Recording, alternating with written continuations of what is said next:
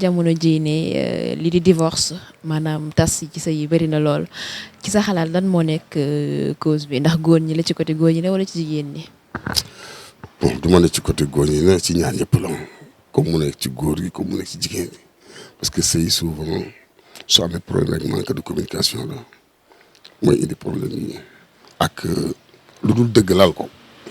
waaw. souvent ku jigéen ki intérêt mun na tax mu dugg ci góor ki souvent ku góor ki intérêt mun na tax mu dugg ci jigéen léegi suñ demee ba ci biir gisuñ loolu rek souvent mooy indi problème yi waaw.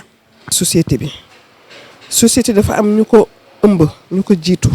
te ñi jiitu ñoo war a joxe exemple ñoo war a topp yoon ñoo war a seet fi nga xam ne nit ku baax fa la war a jaar ñu di fi jaarale ñi nga xamante ni que ñoom la ñu jiite te nit boo ko juree forcément jiite nga ko. dégg nga loolu moo tax ñu naan waajur te waajur bu juree yaakaar na ne bu juree rek mi ngi ci bànneex am na doom mais doom boobu da nga ko war a topp ci àdduna ba mu nekk nit ku baax parce que nit judduwul rek baax waaw nit judduwul rek baax il faut ñu defar ka nit dañ koy defar te nag muy góor ak di jigéen on a souvent tendance di wax jigéen non léegi jigéen ak góor la boo ci am war nga ko defar ba mu nekk nit. waaw nit dañ koy toppatoo dañ koy defar dañuy def xalaat bu baax ci moom fa door ko di ko tàggat lan mooy sëy parce que sëy dafa nekk lu nga xamante ne du lu yomb bés bu nekk dañ koy wax nit ñi sëy dafa metti muñal balaa ngay muñloo nit ki da nga koy xamal lii mu dugg lan la ba pare da nga ko koy teel a xamal balaa muy dugg su ko defee buy dugg muy góor ki war nga ko wax lan moo ko war ci sëy muy jigéen ki war nga ko wax lan moo ko wax ci sëy parce que ku ci nekk da nga am sa rôle te ku ci nekk sa rôle bokkul dégg nga de ce fait boo xale yi juddoo it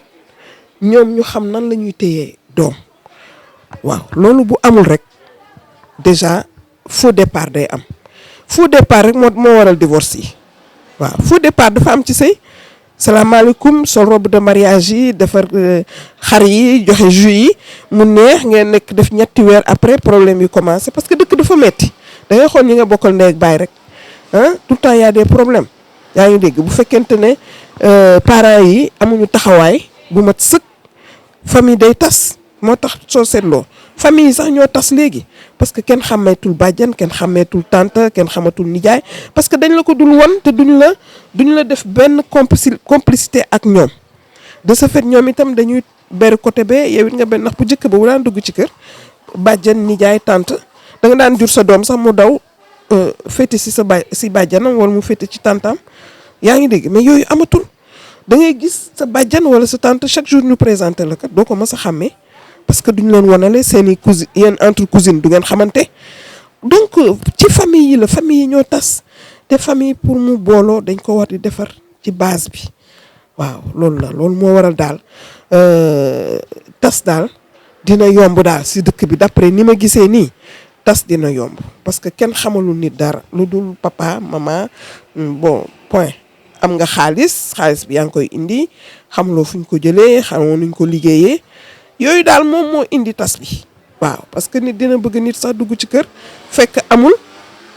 daa dem di indi kenn xamul yow fi nga ko jëlee fan la fekk na yow loolu yaa ngi ko tàmmee sa biir kër donc loolu forcément da nga koy dugal ci biir sëy bi bu duggee ci biir sëy bi rek am na ñoo xam ne buñ ko découvrir rek dafa daal di metti yaa ngi dégg. waaw ba divorce yi dinañu bëri lu tax ñu bëri mooy d'abord kii ne sànq nee na ma matériel ya waaye du matériel kese dañu jël suñu aada teg ko fële bëgg a jël aada jàmbur boo tax na jigéen ñi léegi sëytuñu ndax yàlla ngir yàlla waaye tamit bu ñuy sëy tamit du ñu jël suñu aada maam yi di sëy ak yooyu mais dañuy jël aada tubaab mooy boo jëlee léegi rax si dolli les politiciens wala nguur yi léegi ñoom dañuy jël jigéen ñi bëgg leen teg si kaw góor ñi yooyu ngay dégg ñu naan droit de femme parité alors or jigéen ak góor bokkuñu mission góor gënul jigéen gënul góor waaye ku nekk yàlla daf ko jox mission jigéen yàlla daf ko jox mission moom mooy sëy boobu mission jigéen la bu yooyu nekkatul fii divorce yu bëri dinañu am parce que boo nee jigéen yow ak góor da ngeen di tolloo ñu moo tax divorce dina bëri léegi dañuy jël suñu yarinu maam yi teg ko fële bu nga jël jikko tubaab donc loolu tamit bokk na si fléau yoo xam ne daal mooy tax divorce yi bëri. maa ngi leen di nuyu di leen sant ne damay daan sama doole rek nekk ci mbedd mi ngeen fekk ma day ay tuut tànk di sàkku xam-xam waaye yàlla de moom dafa daganal sëy waaye moom mi daganal tas sax bëgg ko sëy léegi na wax dëgg yàlla xale yi yàlla xam doy na waaye nag lu yàlla tudd moom lu munta ñàkk moom bu amee itam ñu santee ko yàlla te rafetal ko rek ndax lu rafet rek moo gën lu ñaaw sëy dagan na tas dagan na waaye yàlla mi ko daganal sax bëgg ko te yàlla na yàlla def rek xale yi di sëy rek te tey muñ ñu góor ñi itam te xam ne xale yi jigéen ñi itam wax dëgg yàlla jigéen xelam barewul boo ko jëlee kër ndeyam ak kër baayam indi ko danga ko war di muñal suturaal ko su loolu munta ne bu tàggoo amee itam ngeen tàggoo tàggin bu rafet rek moo gën tàggoo bu ñaaw moom rafetul te lépp loo gis ci àdduna na ànd ak sutura bu ci sutura àndul rek dara baaxu ci lépp lu àndul ak sutura rek dara baaxu ci. bon lu tax divorce yi bëri li may waxee bu ñu toppee tarbiyel islam c'est-à-dire loolu yëpp warloon am bu ñu seetee mbir mi ni muy doxee maanaam boo seetee kii am na wala kii amul nga yaakaar ni boo demee li ngay fekk ci biir fekkoo ko daf lay indi yeneen anam mooy indi maanaam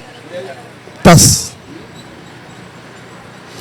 mais bu ñu seetee ñëpp mënuñoo yem ci am-am man loolu laa yaakaar ni kii day am lu tuuti kii am lu bëri boo bëggee méngale ñaar yi loolu lu ànd looloo tax tas yi bëri maanaam yaakaar ni li may fekk foofu leneen la boo demee rek nga fekk fa lu tuuti da ngay dellu ci ginnaaw. li ko waral cause yi bëri na ma situé leen ci jigéen ñi daal ñoo koy gën a ëpp si jigéen ñi ñi ci gën a bëri dañuy ñëw pour yërndu ji te sëy nee nañu sëy muñ la si ñaari côté yëpp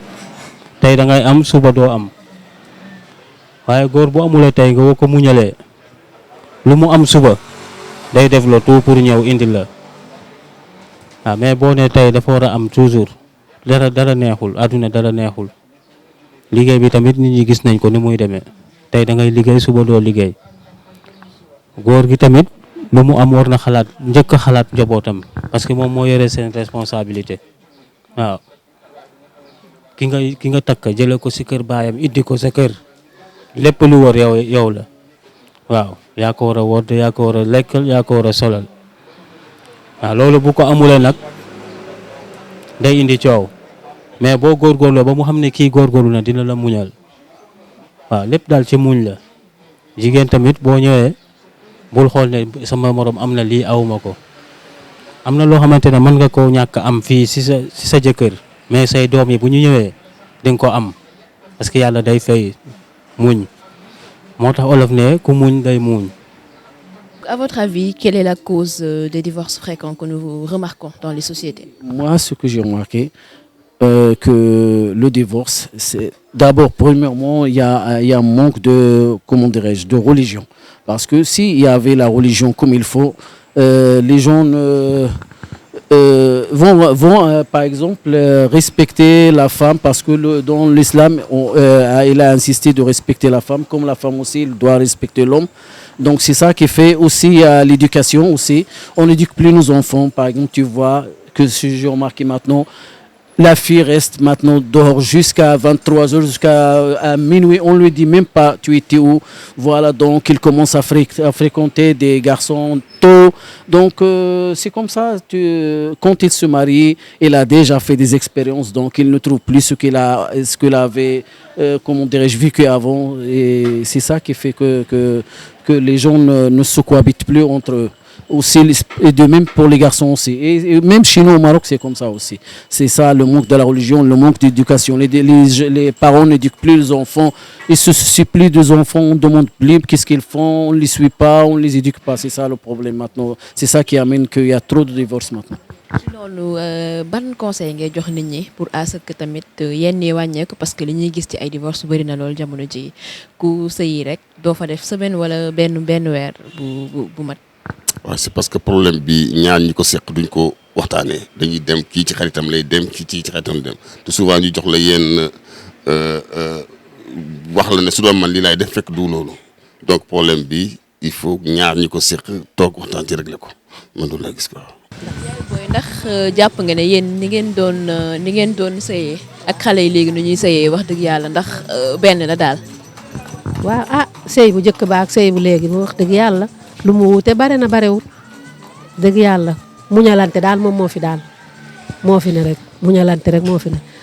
ndax ku jigéen ki yaay ju la jur sax boo nekkee ak moom su ngeen muñalantewul doo fa mun a ne dégg nga kon na boo demee sa kër goro wala nga dem si sa kër jëkkër da nga ko war a def comme sa yaay rek waaye ku góor kii itam war naa xam ne kii kat wax dëgg yàlla doomu jaambur la du doomu jaambur ndax bu xasee ba dem sa kër rek foofu mooy këram kër ndeyam ak kër baayam moom commencement la rek waaye doo fa yegg. loolu mooy sànni sa aada fële bëgg a jël aada jàmbur waaye jamono moom dara changé wul lu changé mooy développement rek te développement du changé bo nga dagg sa tànk ne puisque léegi am naa oto naa dagg sama tànk ma bañ a am tànk donc jamono benn lañu jamono dañu xaw a sutante mais jamono yëpp benn lañu ndax naaj jant bi fu mu daan fenkee foofu lay fenk ba léegi fu mu daan sooxe foofu lay sooxe ba léegi donc ñii ñoo démissionné wala ñoo bëgg a abandonné seen i aada voilà. Donc, à votre avis, que faudrait-il faire pour vraiment éviter les divorces là qu'on remarque? Tu sais, il faut éduquer nos enfants, il faut avoir une éducation à l'école aussi, expliquer le mariage, que ça veut dire le mariage, c'est une responsabilité, c'est une vie à deux. Donc c'est ça, je crois que ça manque chez vous ici et aussi chez nous aussi au Maroc. Oui. xëy na ci foofu noonu ndax tamit jaaduwul woon ki nga xamante ne moom mooy labat jigéen pour jël ko soxna tamit won ko carrément que ni lii moo fi nekk avant mu ciy dugg di ko gëm looloo xamante ne nii nekku fa. non loolu lu bëree naxaate mooy gën a bëri parce que góor balaa ngay ànd ak jigéen da nga koy wax lu am balaa muy ñëw boo ko waxee li nga xam ne amoo ko bu ñëwee ba fekk ci biir li nga xam ne yow amoo ko loolu day tax muy retiré wu loolu lay indi tas bu bëri loolu moo koy indi mais boo muñee ngir yàlla dem nga sëy ngir yàlla di nga fekk sa sutura foofu loolu laa gëm. suñu yaay xëy na li ñu doon sëyee ak jamono tey jii nii ni xale jigéen ñi fas yéene sëyee xëy na bokkul wala bokk ndax am nga ci analyse boo xamante ne moom nga ci def. waaw bokkul jamono yo bokkul te aussi suñu yaay yi dañu amoon kers bu ñu jógee pour dem sa yaay da lay dénk suñu maam yi daal dañ leen di dénk ñu ne la fexeel ba bul ma indil gàcce bi mooy lan wàññeeku man sama yaay toujours loolu la daan def waaw sama rakk yi sëy bu amee coow tuuti rek loolu lay njëkk a dugal ci boppam naan bu leen ma indil gàcc loolu moo amatul nag divorce yi léegi kenn defatu ko gàcc waaw ñoom lañ doon sóoraale loolu ñoom daj nañ loo xamante ne yéen dajuñu leen ko jigéen ñi léegi dajuñu ko mais lu ñu doon sóoraale gàcce bi bu ñu ñëwee doomu jiw ñëw na lu mu def loolu gàcce la ci ñoom moo taxoon nag ñu téye seen sëy yi ba seen doom yi ñëw nag fay leen waaw jigéen ñi léegi bu ñu defee noonu rek boo amul ci sa jëkkër sa doom bu ñëwee suba dina la ko fay. sëyu démb yi da nga daan sëy di ruus sax ni man divorcé naa dañ ko daan loolu ngay njëkk a sóoraale doo mës a ñaan àddina doo mës a xalaat ñu da ngay léegi nag da ngay gis divorce bi sax dañ koy préparer publier bu amee ba pare ñu gën ko publier gëj naa la gis foo ne dama divorcé jaar naa sa kër dama divorcé di ko publier avant da nga ko daan rus yaa ngi dégg mais léegi lan moo ko waral parce que dañu instruire nit ñi ci maanaam ngeen baal ma ci kàddu gi muy ñàkk jom nit ñi amatuñu dara lu ñuy seet yaa ngi dégg da ngay am sa jabar doo ko nëbbal dara wala nga am sa jëkkër doo ko nëbbal dara yàkkamti nga benn faay bu ndaw nga weer ko alors que bu jëkk ba parents yi da ngeen doon dencante mais da ngeen doon suturante ku nekk di nga am lu nga xam ni rus nga nit dégg ko sa moroom dencal la ko du génn dégg nga léegi nag muy ku góor di ku jigéen moindre pépin bu ndaw rek lépp génn taxaw sur la place publique de ce fait loolu mooy différence bu njëkk ba ak bu léegi bi waaw amatul fenn te sëy sutura moo ko ëmb da ngay gis réseaux sociaux yi rajo yi ñëpp di ñëw di nettali ba ma lii ba ma laa ma defee nii mu defee nee ma waxee nee mu ma yooyu ci rajo yi lañ koy wax léegi ak sur la place publique te avant si biir néeg yi lañ ko doon wax ëtt kër gi sax xale yi daawuñu ko dégg nga loo joteeg sa jëkkër wala nga joteeg sa jabar xale daaw si teg bët waaw daa ngeen jote lu metti ngeen génneeg seen kanamu doom da ngeen di waxtaan ree kenn du dégg papa wala yaay yuuxu wala saaga wala wax lu ñaaw sa yaay wala nga wax ko sa jëkkër si kanamu xale yi donc voilà loolu moo tax ñu jëkk ñi dañu toog seen kër yi ba seen doom yi màgg ba ñu màgget ci seen loxo doo gis benn mère bu nga xam ni nii peut-être que daan naa am ay exception parce que àddina moom moo tëral noonu lépp mënul nekk à 100% mais 90% 99% tey boo seetee suñu parents yi dañoo téye ba màgget suñu loxo waaw léegi nag ay moomante samedi demal sa kër papa samedi demal sa kër yaay samedi boobu moo xew léegi parce que divorce yi moo ñëw xam nga voilà c'est ça. ndax gis nga ni tamit jamonoy tey jii muy góor muy jigéen seen jikko yu ñu am tamit dal na xel ba ñoom ñaar kat mën nañoo dencante à long terme. si war na mun nekk parce que mu ngi am am na ñoo xam ne ñu ngi sëy ci sutura waaye kenn xamul leen dara li ñuy dund ñoom ñaar la concerne loolu mooy sëy sutura ak sag ku góor ki sagal ku jigéen ki suturaal ku góor ki loolu mooy sëy. que ça soit bu dee si jigéen mi premièrement si jigéen moo war a muñ boo muñee tey sa doom bu ñëwee dina am teraanga waaw boo seetloo nag li gën a bëri boo muñulee sa doom yi bu ñu ñëwee bu ñu xoolee li ngay doxalee rek dañuy fas jom boo muñee dañuy fas jom dañuy naan ah si sama yaay de war naa jàng war naa def ba am dimbali ko parce que sonn na parce que dañuy xam de bu ñu xale yu ndaw yi dañuy gis di xam waaw bu ñu xoolee li nga dej ñoom dinañ fas jom mais bu ñu xoolee nag yaa ngi xuntu toujours dañuy yaafuus waaw góor gi tamit góor dafa war a am jom dem liggéey waaw lépp loolu la bul yaakaar ci kenn waaw bul basé wu ci kenn ne bu ma liggéeyul sama mag am na wala si lii am na wala sama yaay am na lii déedéet da ngay war a ñafe ñëw même sa yaay bu amee sax ñafeel ngay defal sa jabar bu boobaa ba kër gi dina neex quoi waaw ok merci.